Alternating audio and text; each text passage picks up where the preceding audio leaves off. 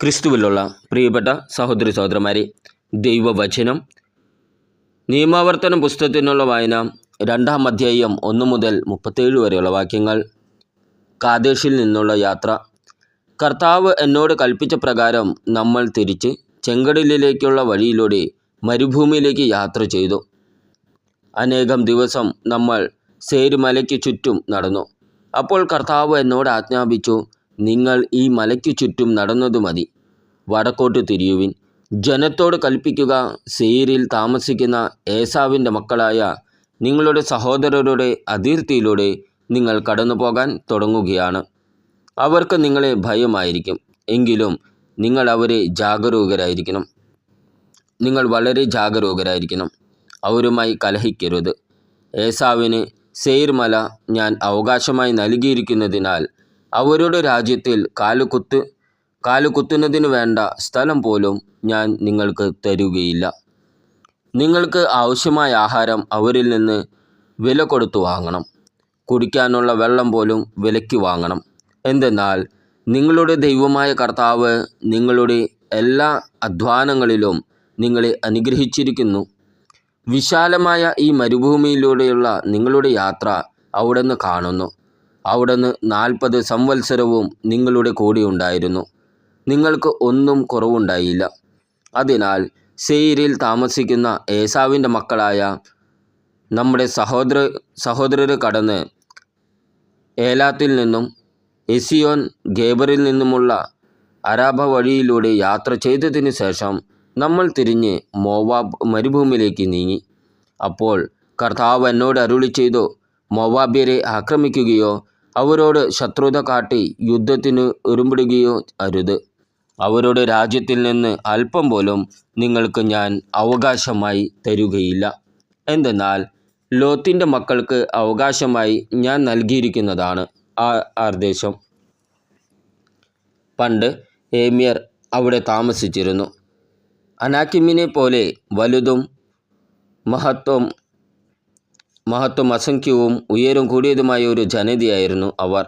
അനാക്കിം വംശജരെ പോലെ അവരും റഫായിം എന്ന പേരിൽ അറിയപ്പെട്ടിരുന്നെങ്കിലും മോവാബ്യർ അവരെ ഏമ്യർ എന്നാണ് വിളിക്കുന്നത്.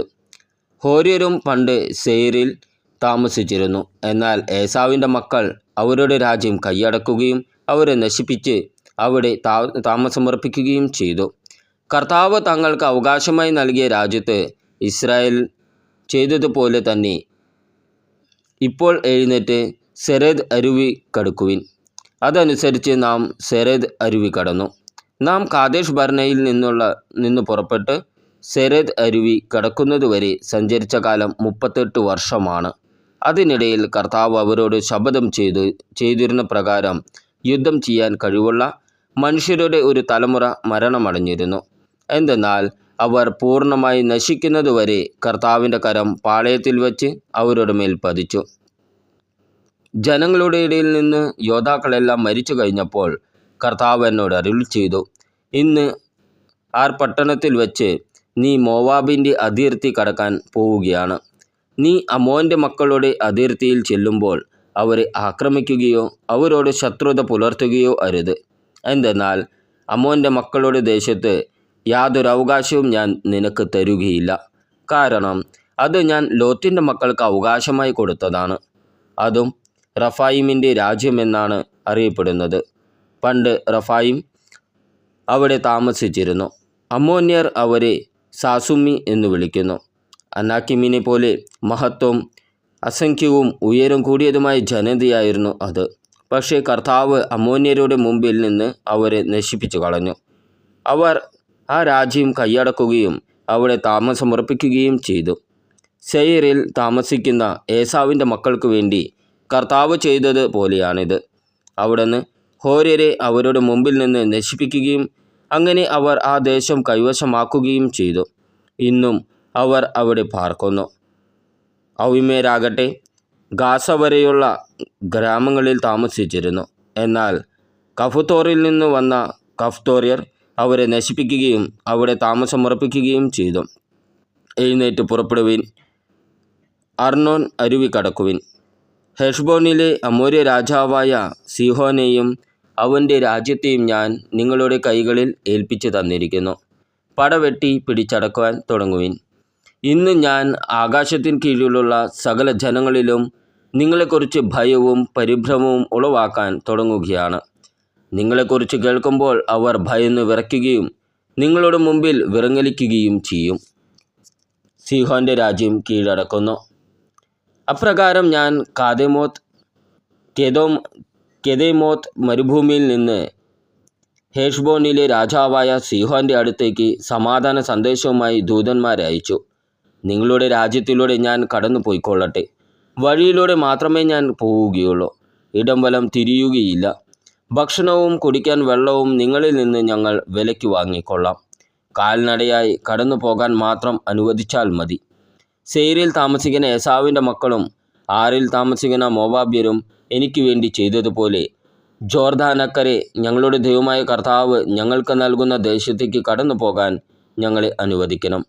എന്നാൽ ഹെഷ്ബോനിലെ രാജാവായ സീഹോൻ തൻ്റെ ദേശത്തിലൂടെ കടന്നു പോകാൻ നമ്മെ അനുവദിച്ചില്ല.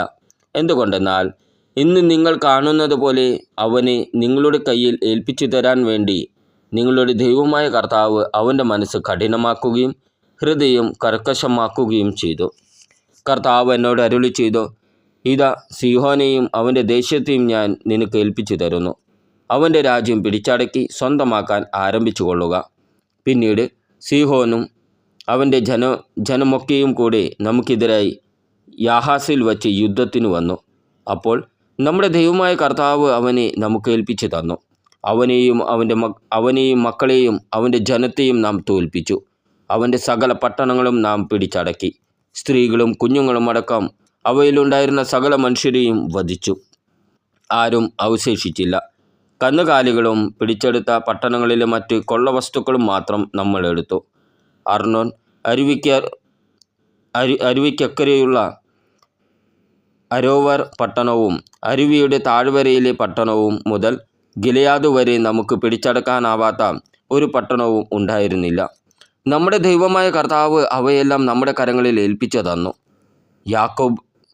യാബോക്ക് നദിയുടെ തീരങ്ങളും മലനാട്ടിലെ നഗരങ്ങളും ഉൾക്കൊള്ളുന്ന അമ്മോന്യരുടെ രാജ്യത്തേക്കും നമ്മുടെ ദൈവമായ കർത്താവ് വിലക്കിയിരുന്ന ഒന്നിലേക്കും നിങ്ങൾ പ്രവേശിച്ചില്ല. നിയമാവർത്തന പുസ്തകത്തിനുള്ള വായന 3-ാം അധ്യായം 1 മുതൽ 29 വരെയുള്ള വാക്യങ്ങൾ. ഓഗിനെ കീഴടക്കുന്നു. നമ്മൾ തിരിഞ്ഞ് ബാഷാനിലേക്കുള്ള വഴിയിലൂടെ കയറിപ്പോയി. അപ്പോൾ ബാഷാൻ രാജാവായ ഓഗും അയാളുടെ സകല ജനവും എദ്രയിൽ വച്ച് നമുക്കെതിരെ യുദ്ധം ചെയ്യാൻ വന്നു. എന്നാൽ കർത്താവ് എന്നോട് പറഞ്ഞു, അവനെ ഭയപ്പെടേണ്ട. എന്തെന്നാൽ അവനെയും അവൻ്റെ ജനത്തെയും രാജ്യത്തെയും ഞാൻ നിന്റെ കരങ്ങളിൽ ഏൽപ്പിച്ചിരിക്കുന്നു. ഹെഷ്ബോനിൽ താമസിച്ചിരുന്ന അമോര്യ രാജാവായ സീഹോനോട് നിങ്ങൾ ചെയ്തതുപോലെ ഇവനോടും ചെയ്യണം. അപ്രകാരം നമ്മുടെ ദൈവമായ കർത്താവ് ബാഷാൻ രാജാവായ ഓഗിനെയും അവൻ്റെ ജനത്തെയും നമ്മുടെ കരങ്ങളിൽ ഏൽപ്പിച്ചു തന്നു. നാം അവരെ നിശ്ശേഷം സംഹരിച്ചു കളഞ്ഞു. അവൻ്റെ എല്ലാ പട്ടണങ്ങളും അന്ന് നാം പിടിച്ചടക്കി. കീഴടക്കാത്ത ഒരു പട്ടണവുമില്ലായിരുന്നു. 60 പട്ടണങ്ങൾ ഉൾക്കൊള്ളുന്ന അർഗോബ് പ്രദേശമായിരുന്നു ബാഷാനിലെ ഓഗിൻ്റെ സാമ്രാജ്യം. ഉയർന്ന കോട്ടകളും വാതിലുകളും ഓടമ്പലുകളും കൊണ്ട് സുരക്ഷിതമാക്കപ്പെട്ട പട്ടണങ്ങളായിരുന്നു അവ. ഇവയ്ക്ക് പുറമെ കോട്ടകളില്ലാത്ത അനേകം ചെറിയ പട്ടണങ്ങളും ഉണ്ടായിരുന്നു. അവയെല്ലാം നമ്മൾ നിശ്ശേഷം നശിപ്പിച്ചു. ഹെഷ്ബോനിലെ സിഹോനോട് നാം പ്രവർത്തിച്ചതുപോലെ ഓരോ പട്ടണവും പുരുഷന്മാരും സ്ത്രീകളും കുഞ്ഞുങ്ങളുമടക്കം നമ്മൾ നശിപ്പിച്ചു. എന്നാൽ പട്ടണത്തിലെ കന്നുകാലികളും കൊള്ളവസ്തുക്കളും നമ്മൾ എടുത്തു. ജോർദാൻ്റെ അക്കരെ അർണോൻ നദി മുതൽ ഹെർമോൻ മല വരെയുള്ള പ്രദേശം മുഴുവൻ 2 അമോര്യ രാജാക്കന്മാരിൽ നിന്ന് അന്ന് നമ്മൾ പിടിച്ചടക്കി. ഹെർമോനിനെ സീദോനിയർ സിറിയോൻ എന്നും അമോര്യർ സെനീർ എന്നും വിളിക്കുന്നു. സമതലത്തിലെ എല്ലാ പട്ടണങ്ങളും ഗിലെയാദ് മുഴുവനും ബാഷാനിലെ ഓഗിൻ്റെ സാമ്രാജ്യത്തിലെ പട്ടണങ്ങളായ സൽക്കായും എദ്രയും വരെയുള്ള പ്രദേശവും നമ്മൾ പിടിച്ചെടുത്തു. റഫയീം വംശത്തിൽ ബാഷാൻ രാജാവായ ഓഗ് മാത്രമേ അവശേഷിച്ചിരുന്നുള്ളൂ. അവൻ്റെ കട്ടിൽ ഇരുമ്പ് കൊണ്ടുള്ളതായിരുന്നു. അത് ഇന്നും അമ്മോന്യരുടെ റബ്ബായിൽ ഉണ്ടല്ലോ. സാധാരണ അളവിൽ 9 മുഴമായിരുന്നു അതിൻ്റെ നീളം, വീതി 4 മുഴവും. ജോർദാന് കിഴക്കുള്ള ഗോത്രങ്ങൾ. ഈ ദേശം അന്ന് നാം കൈവശമാക്കിയപ്പോൾ അർണോൻ നദീതീരത്തുള്ള അരോവർ മുതൽ ഗിലെയാദ് മലനാടിൻ്റെ പകുതി വരെയുള്ള പ്രദേശവും അവിടെയുള്ള പട്ടണങ്ങളും ഞാൻ റൂബൻ്റെയും ഗാദിൻ്റെയും ഗോത്രങ്ങൾക്ക് കൊടുത്തു. ഗിലെയാദിൻ്റെ ബാക്കി ഭാഗവും ഓഗിൻ്റെ സാമ്രാജ്യമായിരുന്ന ബാഷാൻ മുഴുവനും അർഗോബ് പ്രദേശം മനശ്ശെയുടെ അർദ്ധ ഗോത്രത്തിനു ഞാൻ നൽകി. റഫയീമിൻ്റെ ദേശമെന്നാണ് ഇത് വിളിക്കപ്പെടുന്നത്. മനശ്ശെ ഗോത്രജനായ യായിർ ഗഷൂരിയയുടെയും മാക്കത്യരുടെയും അതിർത്തി വരെയുള്ള അർഗോബ് പ്രദേശം കൈവശമാക്കി.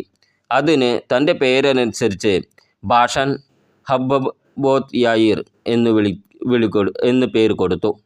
അത് തന്നെയാണ് ഇന്ന് അതിൻ്റെ പേര്. മാക്കിറിന് ഞാൻ ഗിലെയാദ് കൊടുത്തു. ഗിലെയാദ് മുതൽ അർണോൻ വരെയുള്ള പ്രദേശം റൂബൻ്റെയും ഗാദിൻ്റെയും ഗോത്രങ്ങൾക്ക് ഞാൻ കൊടുത്തു. നദിയുടെ മധ്യമാണ് അതിർത്തി. അമോര്യരുടെ അതിർത്തിയിലുള്ള യാബോക്ക് നദി വരെയാണ് ഈ പ്രദേശം. ജോർദാൻ അതിർത്തിയായി അരാബയും കിണരേത്ത് മുതൽ കിഴക്ക് പിസ്ഗ മലയുടെ ചെരുവിന് താഴെ ഉപ്പുകടലായ അരാബ കടൽ വരെയുള്ള സ്ഥലം അവർക്ക് കൊടുത്തു. അന്ന് ഞാൻ നിങ്ങളോട് ആജ്ഞാപിച്ചു, നിങ്ങളുടെ ദൈവമായ കർത്താവ് നിങ്ങൾക്ക് കൈവശമാക്കാനായി ഈ ദേശം നൽകിയിരിക്കുന്നു. നിങ്ങളിൽ ശക്തരായ എല്ലാ പുരുഷന്മാരെയും ആയുധധാരികളായി നിങ്ങളുടെ സഹോദരരായ ഇസ്രായേലരുടെ മുമ്പേ പോകണം. എന്നാൽ നിങ്ങളുടെ ഭാര്യമാരും കുഞ്ഞുങ്ങളും കന്നുകാലികളും നിങ്ങൾക്ക് ധാരാളം കന്നുകാലികളുണ്ടെന്ന് എനിക്കറിയാം. ഞാൻ നിങ്ങൾക്ക് നൽകിയിട്ടുള്ള പട്ടണങ്ങളിൽ തന്നെ പാർക്കട്ടെ. കർത്താവ് നിങ്ങൾക്ക് തന്നതുപോലെ നിങ്ങളുടെ സഹോദരർക്കും വിശ്രമം നൽകുകയും ജോർദാൻ്റെ അക്കരെ നിങ്ങളുടെ ദൈവമായ കർത്താവ് അവർക്ക് നൽകുന്ന ദേശം അവരും കൈവശമാക്കുകയും ചെയ്യുന്നതുവരെ നിങ്ങൾ അവരുടെ മുന്നേ പോകണം. അതിനുശേഷം ഞാൻ നിങ്ങൾക്ക് തന്നിട്ടുള്ള അവകാശത്തിലേക്ക് നിങ്ങൾക്ക് മടങ്ങിപ്പോകാം. അന്ന് ഞാൻ ജോഷയോട് കൽപ്പിച്ചു, ഈ 2 രാജാക്കന്മാരോട് നിങ്ങളുടെ ദൈവമായ കർത്താവ് ചെയ്തവയെല്ലാം നിങ്ങൾ നേരിട്ട് കണ്ടല്ലോ. അപ്രകാരം തന്നെ നിങ്ങൾ കടന്നു പോകുന്ന എല്ലാ രാജ്യങ്ങളോടും കർത്താവ് ചെയ്യും. അവരെ ഭയപ്പെടരുത്. എന്തെന്നാൽ നിങ്ങളുടെ കർത്താവായ ദൈവമായിരിക്കും നിങ്ങൾക്ക് വേണ്ടി യുദ്ധം ചെയ്യുന്നത്. മോശ കാനാനിൽ പ്രവേശിക്കുകയില്ല. അനന്തരം ഞാൻ കർത്താവിനെ വിളിച്ച് ഇപ്രകാരം അപേക്ഷിച്ചു, ദൈവമായ കർത്താവേ, അങ്ങയുടെ മഹത്വവും ശക്തമായ കരവും അവിടുത്തെ ദാസനെ കാണിക്കാൻ തുടങ്ങിയിരിക്കുന്നുവല്ലോ. ഇപ്രകാരം ശക്തമായ പ്രവൃത്തി ചെയ്യാൻ കഴിയുന്ന ദൈവം അങ്ങയെപ്പോലെ സ്വർഗത്തിലും ഭൂമിയിലും വേറെ ആരുള്ളൂ? ജോർദാൻ അക്കരെയുള്ള ഫലഭൂയിഷ്ഠമായ സ്ഥലവും മനോഹരമായ മലമ്പ്രദേശവും ലബനോനും പോയി കാണാൻ എന്നെ അനുവദിക്കണമേ. എന്നാൽ നിങ്ങൾ നിമിത്തം കർത്താവ് എന്നോട് കോപിച്ചിരിക്കുകയായിരുന്നു. അവിടുന്ന് എൻ്റെ അപേക്ഷ സ്വീകരിച്ചില്ല. കർത്താവ് എന്നോട് പറഞ്ഞു, മതി, ഇക്കാര്യത്തെക്കുറിച്ച് ഇനി എന്നോട് സംസാരിക്കരുത്. പിസ്ഗായുടെ മുകളിൽ കയറി കണ്ണുകളുയർത്തി പടിഞ്ഞാറോട്ടും വടക്കോട്ടും തെക്കോട്ടും കിഴക്കോട്ടും നോക്കി കണ്ടുകൊള്ളുക. എന്തെന്നാൽ ഈ ജോർദാൻ നീ കടക്കുകയില്ല. ജോഷയ്ക്ക് നിർദ്ദേശങ്ങൾ നൽകുക, അവന് ധൈര്യവും ശക്തിയും പകരുക. എന്തെന്നാൽ അവൻ ഈ ജനത്തെ അക്കരയ്ക്ക് നയിക്കുകയും നീ കാണാൻ പോകുന്ന ദേശം അവർക്ക് അവകാശമായി കൊടുക്കുകയും ചെയ്യും. അതിനാൽ ബെത്പെയോറിന് എതിരെയുള്ള താഴ്വരയിൽ നാം താമസിച്ചു. നമ്മുടെ കർത്താവായ യേശുമിശിഹായ്ക്ക് സ്തുതി.